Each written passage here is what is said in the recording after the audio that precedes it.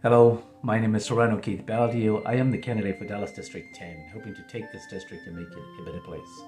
But I want to take a few minutes of your time so that you can know me personally and not hear the setups and sound bites and everybody else is looking out for themselves. I just want you to picture this. You need help. You need a lot of help. Maybe you need rental assistance. Maybe you need mortgage assistance. Maybe you need food, groceries. Maybe you need your utility bills paid.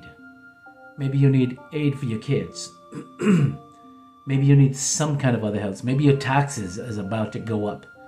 Maybe you can't afford what's happening into your life right now. And I'm going to ask you this question. Who do you turn to? Where do you go? There is no place. You are alone. Now I want you to picture this. I'm in my office. I'm elected to City Council.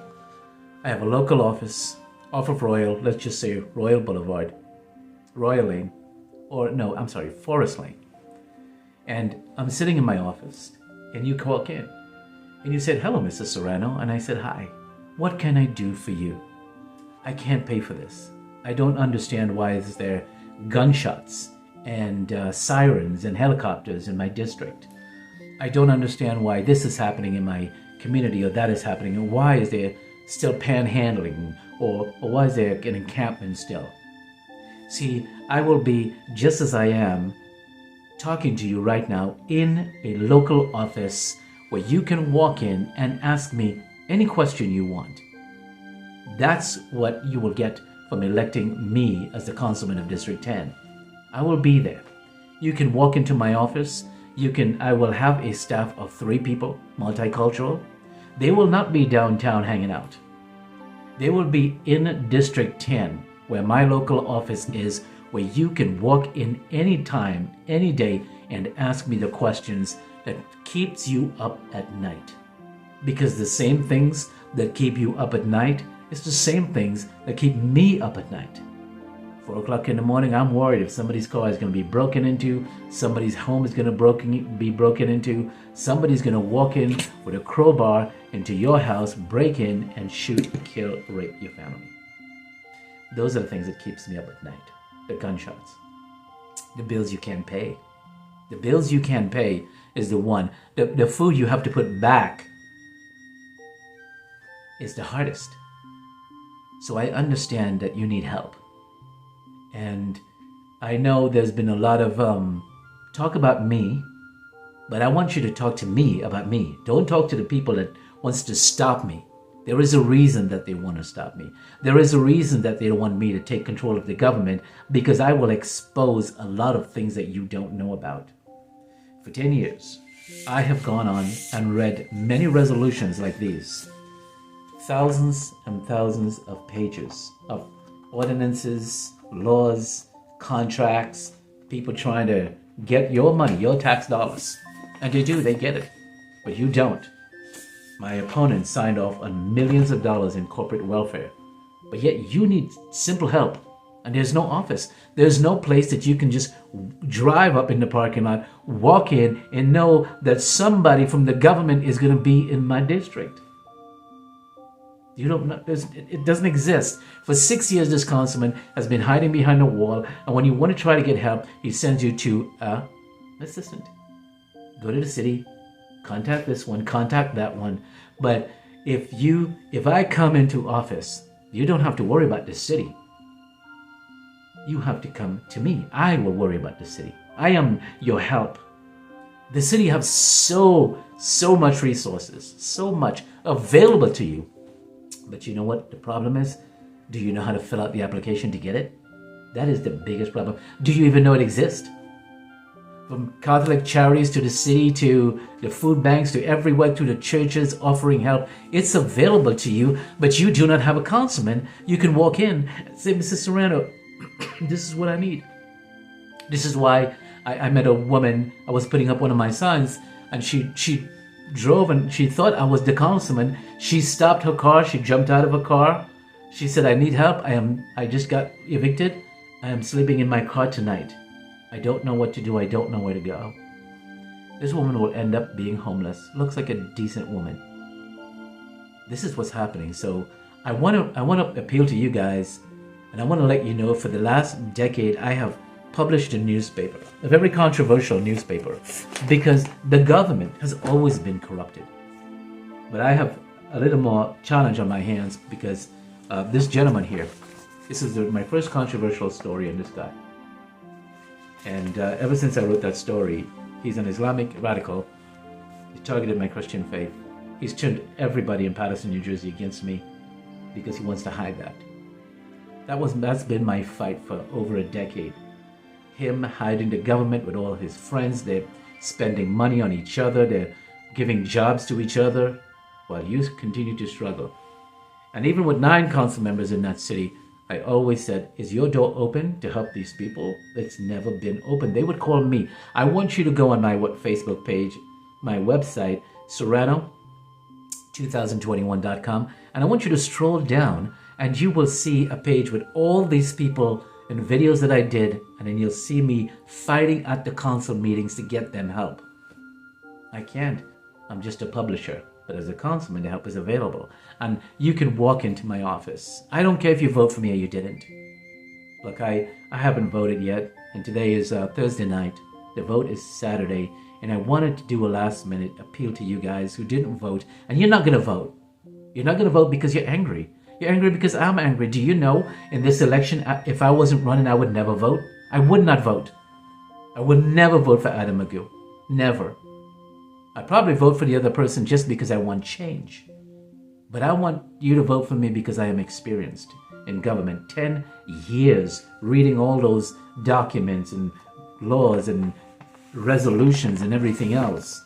My newspaper has been very controversial in the city. The city of power, money, and sexual assault. This is the government. This is the government that was doing stuff. Council members engage in harassment. This is the lawyer that had to defend a lawsuit by the same gentleman you just saw. You know, we're turning. This is a cop that we went after that was brutalizing the city. I just remember, I will not defund the police department, but if I find a cop that is doing something stupid and crazy and think they can just abuse their power, that's not going to fly by me. And I don't think it's even going to fly by the new chief. So that's why the police department did not endorse me. They endorsed my appointment because another thing is because I'm a minority and he's white, and that language came out. You know, so there's the Howard News target the Paterson officials, and they got fired back. I even went after newspapers. So this is what I do. Bromance between Christie and Obama helped him get elected. Pastor with adultery and knife. You know, I do a lot of these things. I also have a Christian Heritage US organization that helps people in the community. So I can go on and show you all the controversial stories that I wrote, and then you can Google my name and you'll see all the things they did to go after me. They didn't do it. He was fined this amount of money. He caused taxpayers this kind of money. I didn't cause tax because the criminals and the city council did that. And when you are charged with a crime, by the way, you can't charge taxpayers. They did it. They broke the law. They got away with it. And the judges are on their side. So I have been through fighting for the community and exposing what they've been doing with their money and stealing it and giving it to friends and developers. But I just want to let you know, these thoughts are going to my mind, and I'm saying, if I didn't get that seat, this place is going to be more horrible. The crime is going to keep going up. The resources for black and minorities will not be there. We'll never get it. You'll never get it. And this is not against white people because my wife happens to be white. But I'm just telling you, we have a councilman here that does not believe immigrants should be serving in the government. That's racism. There's a welcoming committee here for new Americans. Did you know that? But 14 people voted against Adam Magoo in the city council. He has no friends. How is he supposed to represent Dallas District 10 when no one in the city council wants to have any impact with you on anything? They stripped him of his own amendments. I'll tell you what amendments are. Amendments is when the city manager does the budget. You can amend the budget. So what Adam Magoo did was he took $1.9 million from this pocket, put it in this pocket. The city council members came and stripped him away from it and used it for something else. How could he possibly represent me? How could he possibly represent you when you have to get along with those people? The mayor, Eric Johnson, stripped him of his title of head of public safety because he failed there. How are you possibly going to get along with the mayor now that he stripped you and removed you from the most powerful position that you enjoyed under Mike Rollins, the former mayor? See, a lot of bad stuff is happening on the other side. I'm here to clean that up, and I will fight hard to clean it up.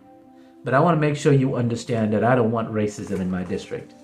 I was racially profiled on my own property with cops showing up thinking I didn't live here. It was a sad case in November last year. He's removing monuments and he said he never did that. This is the story from the Dallas Morning News. He's voting that if you're a non-resident, if you're a legal resident and you can be employed in the city, Latinos and immigrants, you are banned. He wants to ban you from serving in the government. I don't believe that's good. We have 10 judges. Only one happened to be Latino and does not represent who we are, our diversity. There's a much more, but I'm not going to get into that. But I just want to let you know tonight, I'm going to have a local office for you to come to. This is the budget. I have been going over it since, about 3 weeks now. And I want to tell you something, it's frightening. $73 million. Mike Rollins told Magoo, do not raise the taxes, $25 million. The city manager said he did it anyway. Magoo did it. And it took us 2 years to pay that out. We are $73 million in debt. We have to make up. And it may be even more than $73 million because of COVID-19.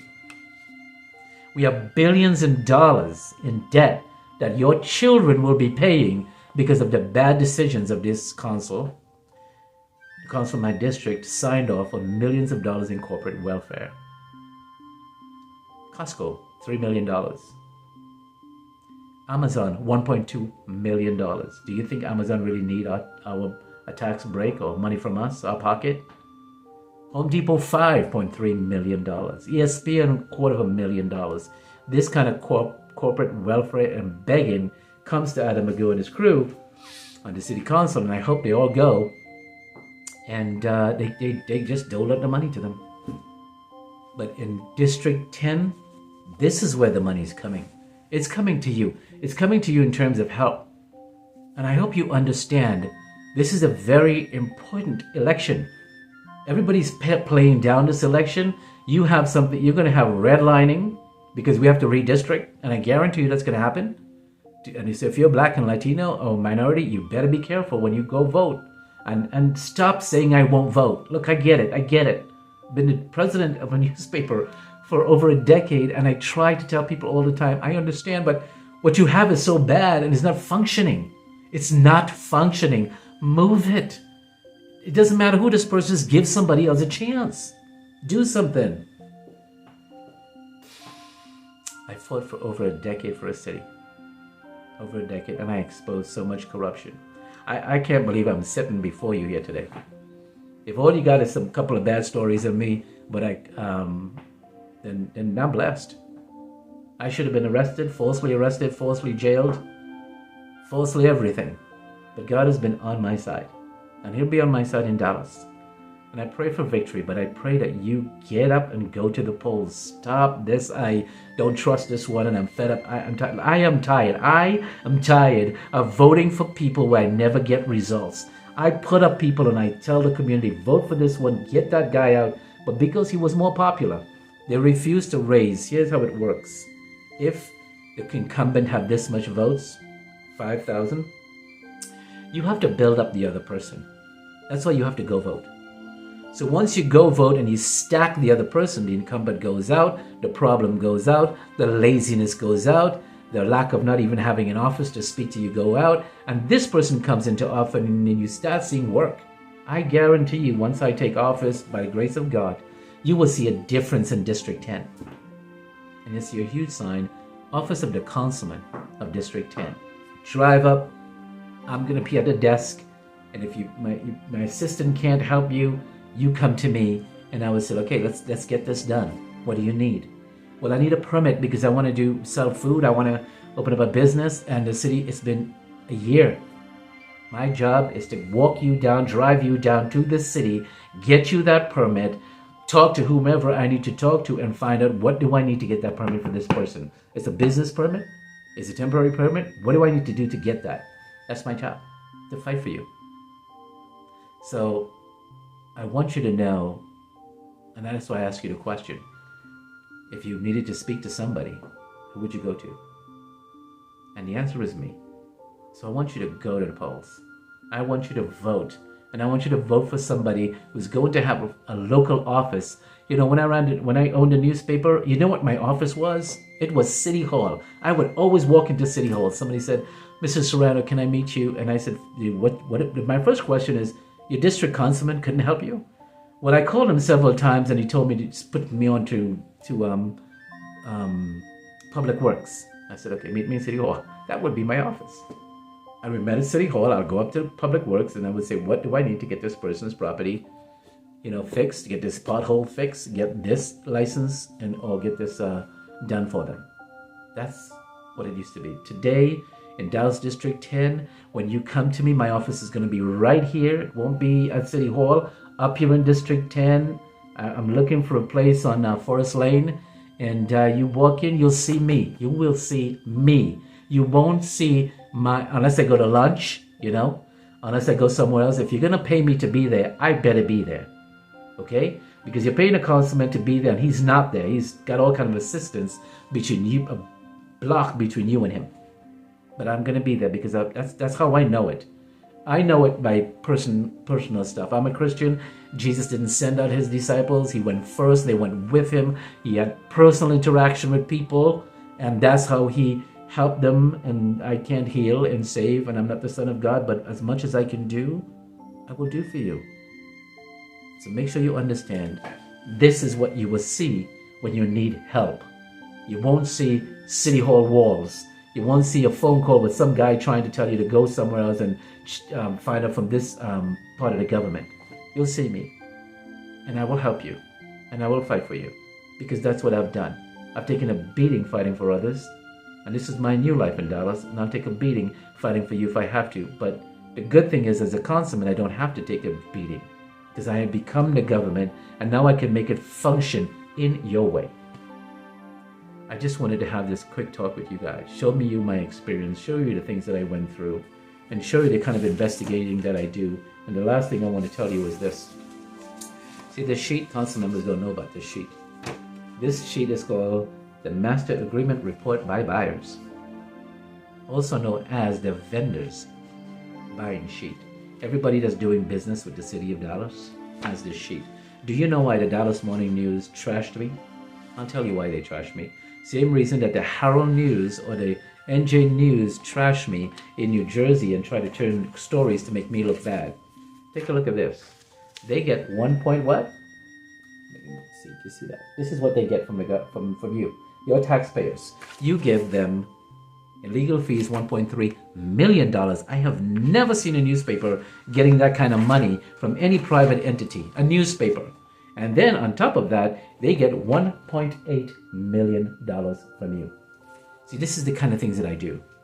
This is the kind of fight that I fight for you. I investigate this stuff. There are other news medias, even the Dallas Morning News, they pass over this stuff. Well, this is about them. That's why they made that bad story about me. But that's okay. If we don't lose, I'm going to keep fighting them. I'm going to keep fighting for you. I may not be able to afford a local office. The sad thing is, as a publisher, I can only publish. I can only tell you the bad decisions they make. As a council member, I can wield the power to open all those doors and says, get out here and help these people. I wanted you to see me. I wanted you to hear this from me. I wanted you to know me. I don't want you to hear things from other people else about me, because of course they're going to trash me. The only person people that did a fair story on what happened with this distraction. See, this councilman has no record. I'll show you his record. There, that's his record. He's got nothing to run on. So he starts these childish fights. These, just childish. Like he's in high school. The budget is $3.4 billion, I believe now.